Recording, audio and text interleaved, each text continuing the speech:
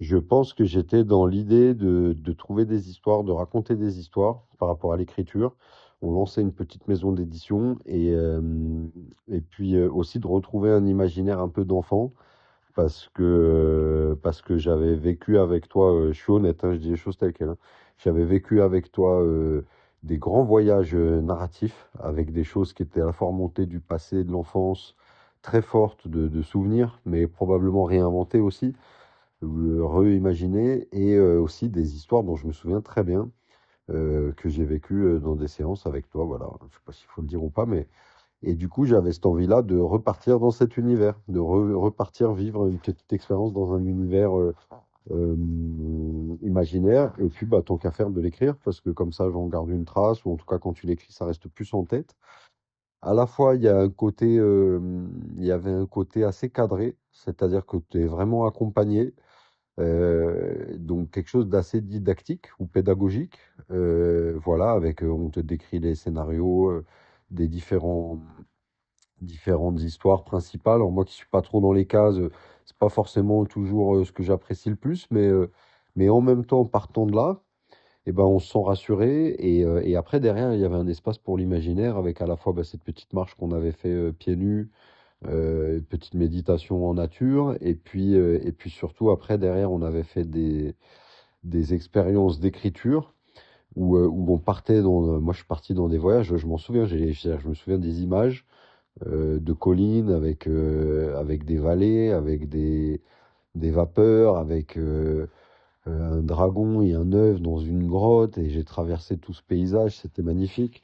Ça, je m'en souviens très bien. Je me souviens aussi d'une grotte dans laquelle j'ai rencontré un vieux pirate qui était mort en fait. Je crois que il était mort et il me partageait comment il était arrivé là et je m'allongeais avec lui. C'était un moment très paisible, en même temps un peu pas sinistre, mais très quand même proche de choses qui sont en lien avec le deuil, on va dire, ou le vide, et en même temps assez paisible. Et après, je me souviens qu'on était parti, je te raconte tout, hein. On était parti et je crois que ce pirate mort, qui était un tête de mort, on était parti, on avait réussi à sortir de la grotte et on avait fini par faire des dessins dans la rue, dans une vieille ville médiévale. euh, et on était copains, quoi. Voilà, j'avais mon copain squelette à côté de moi et on faisait de la peinture dans la rue en Italie. Au Moyen Âge, un truc dans le genre, quoi. Mais c'était vraiment une vraie expérience, quoi. Comme une petite vie parallèle qui a été vécue pendant un instant, mais qui a existé, quoi. Comme un temps de vie qui a existé. Et puis la dernière chose, c'est que j'avais trouvé aussi que ça s'était passé de manière assez étonnante, facilement. Je sais pas si c'est le cas tout le temps, mais à la fois d'être un cobaye par rapport à des situations d'hypnose et propositions d'orientation scénaristique d'une personne et en même temps d'être soi-même à l'origine de guider une personne. Et je crois que ça, je me souviens moins bien, mais je crois que j'avais accompagné une personne et elle avait fait son petit voyage aussi. Donc j'avais trouvé ça vraiment très beau de pouvoir, parce que c'est bien de voyager seul, hein, moi j'adore, mais de pouvoir partager un bout de voyage avec quelqu'un, de l'accompagner, de lui montrer un chemin, puis vice-versa, quoi. C'est un vrai partage. Donc, il y avait cet aspect-là aussi dont je me souviens très bien, et pourtant, ça fait 2 ans. J'ai pas réécrit vraiment sous hypnose depuis. Déjà, j'ai peu réécrit. Si j'ai l'heure, j'ai réécrit quand même, parce que j'ai fait plusieurs petits livres. Euh, mais en tout cas, l'auto-hypnose, ou disons que c'est plus quelque chose qui est sous contrôle, c'est-à-dire où je me mets en position pour faire une situation d'auto-hypnose. Ou de voyage, quoi, de scénario. Mais par contre, je vois que je le fais très souvent. C'est-à-dire que c'est vraiment des micro-moments de 3 secondes. C'est-à-dire, je sens que j'ai besoin d'un câlin, je me fais un câlin. Je sens qu'il y a une partie de moi qui se sent un peu oubliée, bah, je la prends par la main. Et puis je lui dis, bah, regarde, on est ensemble, t'es là quand même, tu vois. Je ne m'occupe pas de toi complètement aujourd'hui, mais t'es là. Ou bien je suis en colère, il y a une partie de moi, dragon ou autre, qui est là. Et ben, pareil, je le prends dans mes bras, on fait un peu de dressage, je calme son impatience, je refroidis son feu intérieur. Et du coup, bah, les dragons, c'est pas mal quand on les a de son côté quand même. Donc moi, en tout cas, voilà, c'est pas particulièrement entièrement cet atelier-là, mais quand même. Et puis, il y a quand même aussi ce truc-là de se dire, bah, si un jour j'ai envie de le refaire, même si on refait pas, je pense que le fait de se dire qu'on a un outil, même si on l'utilise pas, de toute façon, on l'a. C'est-à-dire qu'on est confiant.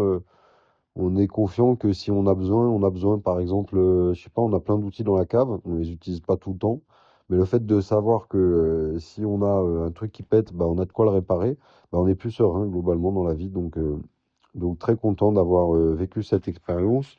Je pourrais être motivé pour le refaire parce que s'il y a du temps, de l'espace pour créer, je pense que ça peut vraiment ouvrir des beaux récits et il faudra voir le bon moment, la bonne occasion, le bon projet où j'aurai envie de le faire plus spécifiquement avec un accompagnement, un groupe et aller un peu plus dans des méthodes d'hypnose. Moi, je pense que quand même l'expérience de la grotte là que j'ai racontée, et je l'ai vécu plusieurs fois aussi, plusieurs fois avec toi en séance, mais je pense que dans ce truc-là, il y a quand même quelque chose qui a agi dans l'idée que bah, la grotte, c'est un peu quelque chose de profond en soi. Et j'ai gardé quand même de cette idée l'idée qu'on peut en sortir. Qu'on peut en sortir, ou en tout cas que même si on y meurt, ou même si on y reste, c'est peut-être pas si grave, elle peut être jolie cette grotte. Voilà, j'ai moins peur de la grotte, quoi. Je me sens plus à l'aise avec la grotte, et puis ça m'arrive d'ailleurs 2 fois par an, 1 ou 2 fois par an, d'aller me réfugier dans ma grotte, au niveau moral, on va dire. Et je m'y sens beaucoup mieux qu'avant. C'est-à-dire, j'ai beaucoup moins de souffrance parce que c'est OK. Je me dis, bon, bah là, je vais faire 2 semaines dans la grotte. Vas-y, on prend la couette, un projecteur, on met le chauffage quand même, on fait un petit feu. Et puis on est là avec les ancêtres et les morts et le vide. Et puis, c'est pas grave. Ensuite, ouais, l'idée quand même, hein, qu'il y a des images, qu'il y a des mondes à découvrir et qu'en fait, ça, c'est tout le temps là. Et que, bah, finalement, quand on se sent un peu enfermé dans le réel, le quotidien, c'est juste qu'on prend pas le temps ou qu'on n'a pas les outils, mais je pense qu'un atelier comme ça peut permettre, ça devrait être même, tu vois, fait dans les écoles, fait pour tout le monde en fait, pour qu'on ouvre cette idée-là que bon, il y a le monde dans lequel on vit, mais il y en a plein d'autres. Et du coup, ça permet aussi d'un peu moins souffrir de ce monde-là que de se dire, attends, si celui-là il me fait chier, il y en a plein, plein d'autres. Et que je peux créer en fonction de mes besoins du moment, sur mesure. Enfin voilà, c'est un peu comme si tu avais le livre dont tu as besoin au moment où tu en as besoin et l'ami dont tu as besoin au moment où tu en as besoin. Donc c'est la couleur, tu peux dire pas ça pour tout, la lumière et la couleur dont tu as besoin au moment où tu as besoin, le souvenir dont tu as besoin au moment où tu as besoin. Enfin c'est voilà, c'est vraiment, je trouve un outil merveilleux, quoi. Merveilleux. J'ai rien d'autre à dire.